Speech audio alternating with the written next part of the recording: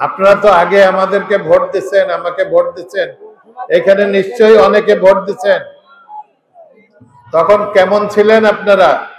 ভালো ছিলেন? আলহামদুলিল্লাহ ভালো ছিলেন। নিশ্চয়ই কোনো চাকরি দেওয়ার জন্য কোনো টাকা দেয়া লাগে নাই। আমাকে কোনো টাকা দেয়া লাগছে চাকরির জন্য? মন্দিরে টাকার জন্য, কোনো গম দেওয়ার জন্য টাকা দেয়া লাগছে? তো ইনশাল্লাহ আগামীতেও যদি আপনারা আমাকে ভোট দেন, আপনারা এইভাবে থাকবেন, শান্তিতে থাকবেন। আমরা সবসময় চাই যে আমাদের দেশের নাগরিক, আমাদের এই মাগুরার লোকজন, সে যেই ধর্মেরই হোক, আমরা তো আসলে কি বলবো, প্রতিবেশী। হয়তো আমি এক ধর্মে বিশ্বাস করি, আপনারা আর এক ধর্মে বিশ্বাস করেন, কিন্তু আমরা ওই একই জিনিস খাই, একই জিনিস পড়ি, একই মাঠে যাই জমি চাষ করতে, একই স্কুল কলেজে পড়ি, একই হাট বাজারে যাই।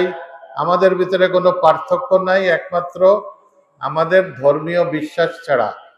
এর জন্যে আমরা কোনো পার্থক্য করি না।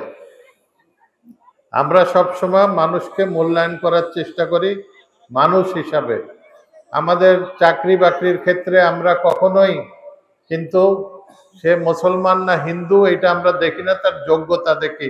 আমরা ধর্মটা দেখি না। আমি বিশেষ করে মনে করি যে আমার যদি যোগ্যতা থাকতো, পৃথিবীর অনেক দেশে এই যখন ওই যে বায়োডাটা দেয় সেখানে কোনো ধর্মর থাকে না, ধর্ম লেখার জায়গা থাকে না।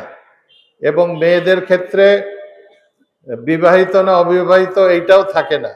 আমি মনে করি আমাদের দেশেও আইন করে এগুলো করা উচিত, যে সে তার ধর্ম কি এটা রাষ্ট্র বা যে চাকরি দিবে তার জানার কোনো প্রয়োজন নেই যে তার ধর্ম কি।